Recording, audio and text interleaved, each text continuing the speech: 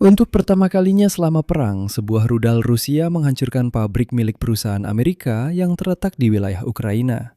Kejadian ini terjadi pada 26 Juli di Kiev. Namun kita baru mengetahuinya sekarang setelah surat kabar Inggris Guardian menulis tentang hal ini. Beberapa hari pun berlalu dan hari ini Presiden Amerika Serikat Donald Trump secara tak terduga menyatakan bahwa hingga kini ia belum memutuskan apakah akan memberikan lisensi kepada Ukraina untuk memproduksi rudal bagi sistem Patriot. Dan ini menimbulkan pertanyaan, benarkah Vladimir Putin berhasil menakut-nakuti Donald Trump dengan serangan ke pabrik Amerika di Kiev? Secara bersamaan, Volodymyr Zelensky mengabarkan bahwa Rusia untuk pertama kalinya dalam hampir setahun kembali menyerang warga Ukraina dengan rudal balistik Korea Utara. Dan sayangnya, satu keluarga tewas. Sementara itu, di Rusia sendiri, gudang dan pabrik terus terbakar. Khususnya, kali ini pasukan pertahanan Ukraina kembali menyerang kilang minyak dan gudang Wildberries. Namun juga muncul tanda-tanda bahwa pasukan pertahanan Ukraina mulai mencapai ozon. Sementara itu, otoritas wilayah Moskow sudah mulai menyiapkan infrastruktur komunal untuk menghadapi keadaan darurat militer dan mobilisasi. Secara umum, mari kita bahas semua peristiwa terbaru secara berurutan di episode kali ini. Nama saya Alexei Peci. Mari kita bahas semua topik ini bersama-sama. Tapi sebelum kita mulai, saya minta kalian untuk subscribe ke channel YouTube ini. Kita sedang menuju angka 300.000 subscriber. Saya akan sangat berterima kasih atas tiap subscribe kalian. Jadi, saya akan mulai dengan serangan Rusia terhadap pabrik Amerika. Menurut Guardian, pada 26 Juli, rudal balistik Rusia menghancurkan gedung produksi perusahaan terminal otonomi yang terdaftar di Amerika Serikat. Perusahaan ini memproduksi drone serang dengan sistem penargetan berbasis kecerdasan buatan yang tahan terhadap perang elektronik Rusia. Menurut laporan tersebut, di perusahaan itu setiap bulan dirakit hingga 1.000 drone berbagai tipe, termasuk diantaranya drone serang AQ-400 Skytee, AQ-100 Bayonet, dan drone pengintai RQ-100 Scout. Di situs perusahaan disebutkan bahwa mereka memproduksi, kutip, amunisi berkeliaran dengan kecerdasan buatan dan amunisi presisi tinggi, yang sudah aktif digunakan melawan target musuh di garis depan. Guardian menyebut ini sebagai kasus pertama yang diketahui. Ini adalah kasus selama seluruh perang skala penuh, di mana serangan Rusia menghancurkan fasilitas milik perusahaan Amerika. Dan ini yang menarik, laporan resmi Kementerian Pertahanan Rusia pada 26 Juli justru melaporkan serangan terhadap, kutip, tempat perakitan dan penyimpanan drone di bagian barat daya Kiev. Hanya saja, nama perusahaannya waktu itu tidak disebutkan. Artinya, pihak Rusia sendiri telah mengonfirmasi serangan terhadap fasilitas seperti itu. Guardian mengutip pernyataan mantan pejabat tinggi intelijen Amerika, Anthony Fauci, dan dia mengatakan hal berikut. Bagi pihak Rusia, tidak masalah siapa pemilik fasilitas produksi tersebut, itu tetap menjadi target. Dan disinilah Guardian membuat catatan penting. Serangan ini bisa menjadi penting dalam konteks rencana Amerika Serikat yang akan mengizinkan Ukraina memproduksi sistem persenjataan Amerika, khususnya rudal pencegat Patriot. Menurut para ahli, jika produksi seperti itu ditempatkan di Ukraina, Rusia mungkin akan mencoba menyerangnya juga. Dan jelas bahwa Kremlin memang mencoba mengirimkan sinyal seperti itu ke Washington. Seolah-olah jika pabrik produksi rudal Patriot muncul di Ukraina, mereka akan menyerangnya. Di sisi lain, ini juga merupakan ujian untuk melihat bagaimana tepatnya Donald Trump akan bereaksi terhadap fakta bahwa orang Rusia sudah menyerang properti Amerika. Seolah-olah apakah dia akan melindungi kepentingan kedaulatan Amerika atau tidak? Dan disinilah sayangnya Donald Trump tampaknya mundur.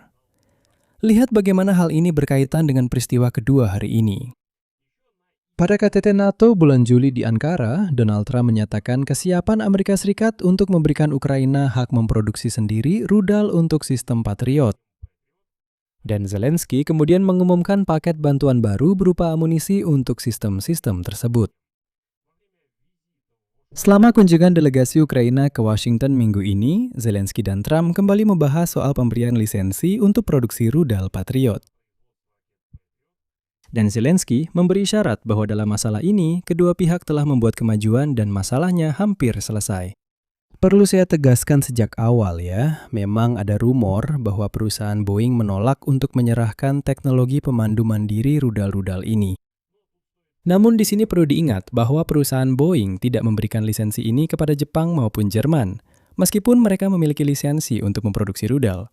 Jadi sekali lagi, Amerika memberikan kesempatan untuk merakit dan memproduksi rudal di Jerman dan Jepang. Namun, Boeing dengan tegas menyatakan bahwa mereka tidak akan pernah memberikan lisensi untuk memproduksi sistem pemandu rudal kepada siapapun. Bahkan Jepang yang sudah mulai merakit rudal tetap menerima komponen dari Boeing. Sistem pemandu tersebut kemudian diintegrasikan ke dalam rudal yang dirakit sendiri oleh Jepang. Artinya Boeing bukan hanya tidak mau memberikan lisensi kepada Ukraina, tapi memang tidak memberikannya kepada siapapun. Dan sekarang, hanya beberapa hari setelah serangan langsung Rusia terhadap pabrik Amerika di Kiev, Trump dalam wawancara dengan Financial Times mengatakan hal berikut. Keputusan tentang lisensi produksi rudal Patriot untuk Ukraina belum ada. Tapi dia secara umum juga mengatakan belum memutuskan apakah akan memberikan lisensi itu atau tidak. Berikut kutipan pernyataannya. Anda tahu, ini adalah senjata yang sangat tidak biasa, dan kita harus sedikit lebih berhati-hati kepada siapa kita memberikan lisensi. Sebenarnya kami tidak melisensikan peralatan, kami hanya meninjaunya. Dan kemudian muncul pernyataan yang sekali lagi membalikan keadaan, karena Trump menyatakan bahwa prioritas utamanya saat ini bukanlah memperluas produksi senjata, melainkan mengakhiri perang itu sendiri. Sekarang, dengarkan baik-baik. Kutipan. Kami ingin perang di Ukraina dengan Rusia segera berakhir. Saya tidak mencari roket. Mohon maaf, tapi ini benar-benar parah. Karena saya ingatkan, sistem pertahanan udara Patriot itu bukan sistem ofensif, melainkan sistem pertahanan. Fakta bahwa Ukraina akan memiliki misalnya beberapa ratus rudal pencegat Patriot miliknya sendiri, tidak berarti bahwa perang akan terus berlanjut karena hal itu. Tidak, rudal-rudal ini bisa saja disimpan di gudang. Apa masalahnya? Perang bisa dihentikan kapan saja. Ini bukan senjata ofensif. Senjata ini sama sekali tidak mengancam Rusia, sama sekali tidak. Ini pada dasarnya adalah senjata untuk membela diri. Jika Trump ingin mengakhiri perang, tekan diktator Putin, hentikan perang. Lalu apa masalahnya? Oke, Ukraina akan tetap memiliki rudal-rudal ini untuk Patriot. Rudal-rudal itu sama sekali tidak akan memengaruhi berlanjutnya perang. Dan tentu saja, tidak ada yang secara resmi mengaitkan langsung serangan terhadap perusahaan Amerika Terminal Autonomi dengan keraguan Trump soal Patriot. Ya, tidak ada yang akan mengaitkan kedua cerita ini secara resmi. Tapi logikanya memang terlihat jelas. Jika pabrik drone sudah menjadi target, terlepas dari kenyataan bahwa itu milik Amerika, maka Washington punya alasan tambahan untuk tidak terburu-buru mengambil keputusan tentang penempatan produksi yang lebih sensitif lagi di tanah Ukraina. Dan sepertinya sinyal dari Putin kepada Trump berhasil. Dan Presiden Amerika langsung mulai mundur. Nah, sayangnya kita sedang berurusan dengan Presiden Amerika seperti itu. Yang sekali lagi saya katakan, tidak ada yang menghubungkannya secara langsung, tapi terlihat seolah-olah dia ciut nyali dan langsung berkata, tidak, teman-teman, lisensi apa? Kami belum memutuskan apa-apa. Padahal Rusia sama sekali tidak malu-malu dalam memperluas jenis senjata untuk menyerang kota-kota damai di Ukraina. Volodymyr Zelensky menyatakan bahwa saat serangan di pemukiman Radusny di wilayah Dnipropetrovsk dekat Kryvyi Rih pada malam 30 Juli. Rusia untuk pertama kalinya dalam hampir setahun menggunakan rudal balistik buatan Korea Utara. Selanjutnya kutipan dari Presiden Ukraina. Aliansi bajingan Moskow dengan rezim gila di Korea Utara, demi rudal, demi kontingen Korea Utara di sini, di Eropa, di perbatasan kami dan demi membunuh anak-anak Ukraina kami. Saya ingatkan, saat itu pada malam tanggal 30 Juli, dalam serangan terhadap rumah pribadi, satu keluarga tewas. Ada 6 orang, termasuk 3 anak-anak, yaitu seorang bayi perempuan berusia 1 tahun, dan 2 anak laki-laki berusia 13 dan 17 tahun. Dan seperti yang diketahui, radar Ukraina mendeteksi jejak-jejak yang khas untuk rudal KN-23 atau KN-24, yaitu rudal Korea Utara.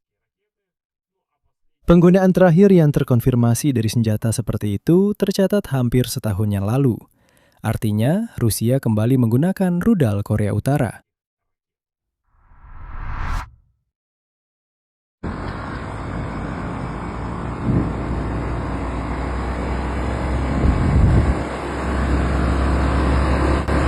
Situasinya sangat mengerikan. Saya terhampar di atas Volgograd.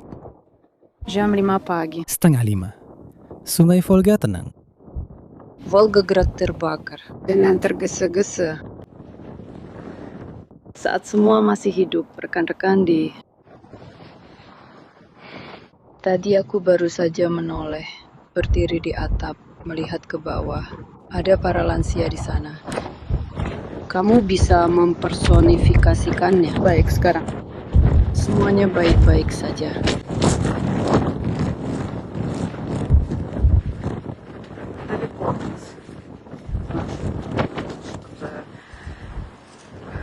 Penerimaan. Asapnya juga benar-benar besar. Sangat.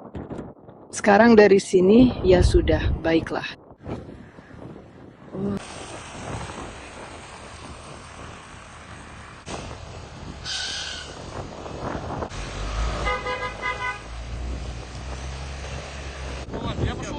Lalu kita letakkan di pojok atau di sini saja.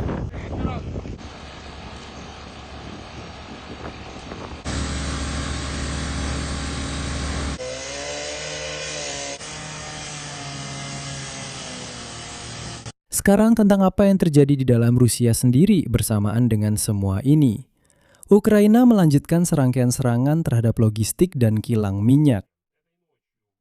Malam ini di Volgograd, drone menyerang gudang Wildberries, dan pada saat yang sama, kilang minyak Lukoil Volgograd Nefte Pererabotka juga terkena serangan. Di Tatarstan, serangan juga mengenai kompleks logistik Wildberries di Zelenodolsk. Dan di Nizhnekamsk, menurut laporan warga, terdengar lebih dari 30 ledakan. Dan di atas kilang minyak setempat muncul kobaran api besar. Singkatnya, di sana benar-benar terbakar hebat. Pada kenyataannya, ini adalah kelanjutan dari kampanye yang telah berlangsung sejak 18 Juli. Selama waktu ini, sudah lebih dari 10 gudang Wildberries di seluruh Rusia yang diserang. Hingga hari ini, sudah lebih dari 10 gudang Wildberries yang terbakar dan jelas bahwa serangan-serangan ini akan terus berlanjut. Selanjutnya, saya ingin bercerita kepada kalian. Saya ingin membagikan video dari Excelenov tentang hal ini, bagaimana pada tanggal 30 Juli, berapa banyak dan di mana saja gudang Wildberries yang terbakar, serta bagaimana reaksi orang Rusia terhadap hal ini. Setelah video singkat ini, kita akan melanjutkan diskusi, apalagi yang terbakar hari ini di Rusia. Beginilah situasinya. Di sini panas, di sini sudah panas. Berhenti. Ini benar-benar parah. Semua mobil benar-benar kacau. Vembe sialan. Semuanya hancur. Pacarmu menginginkanmu, bro. Benar-benar kacau, bro. Ini kacau, kami bersamamu. Itu dia masih di sana. Keren si kesayangan sial. Kita syuting, kita cabut. Itu gudang kebakaran di dalam sialan.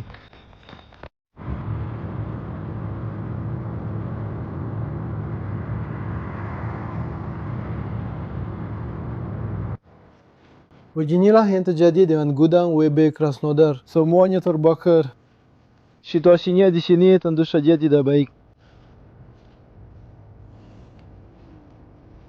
Begini, di Nevinomisk, gudang Wildberries terbakar. Itu baru satu masalah, barangnya terbakar. Itu harus diproduksi lagi, dibeli lagi. Yang paling penting, jangan sampai ada korban di sana.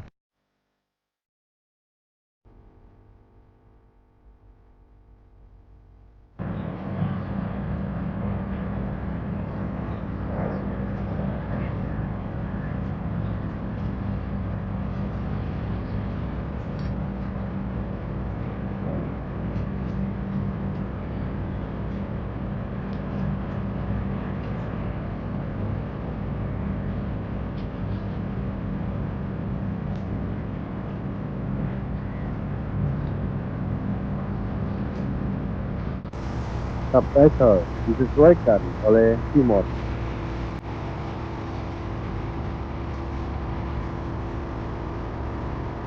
Subtitle disesuaikan.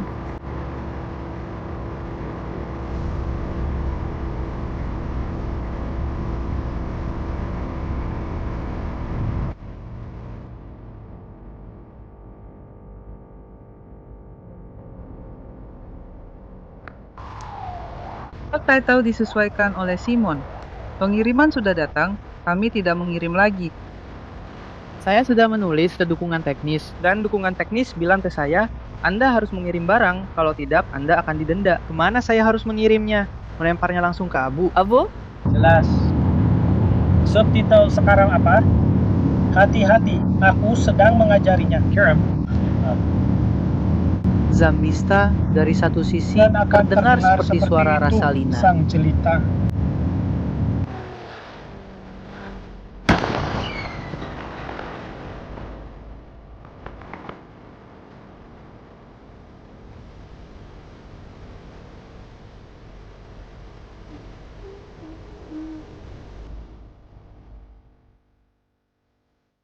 Pada hari yang sama, 31 Juli, di Vladivostok, gudang milik peritel elektronik terbesar Rusia, DNS, terbakar. Dan salah satu pemilik perusahaan, Dmitry Alexeyev, menulis bahwa kerugiannya sangat besar. Namun, dia sendiri juga menegaskan bahwa kemungkinan adanya campur tangan pihak luar sangat kecil. Jadi, sepertinya ini hanyalah kebakaran biasa, tidak ada hubungannya dengan serangan udara. Atau mungkin saja ada hubungannya. Tahukah Anda, intinya bukan di situ, tapi pada kenyataan bahwa gudang-gudang di Rusia terus terbakar. Saya berada hanya beberapa meter dari titik api. Di sini. Saya berada hanya beberapa meter dari titik api. Di sini atapnya sudah runtuh, dindingnya juga sudah roboh, dan ini adalah gudang DNS yang terbakar.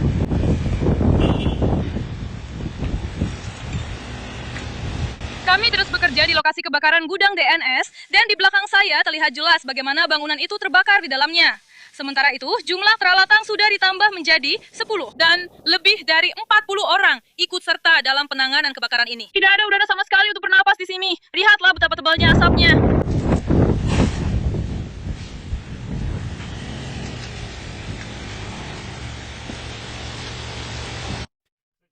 Ngomong-ngomong, hari ini juga muncul rekaman bagaimana drone Ukraina sedikit meleset dan menghantam di dekat gudang ozon. Ini menunjukkan bahwa setelah Walberis, serangan juga mulai menyasar gudang ozon. Dan Yandex Market pun tampaknya tak lama lagi akan menyusul, tidak jauh. Bersambung. Perhatian, fokus. Sialan. Bajingan sialan!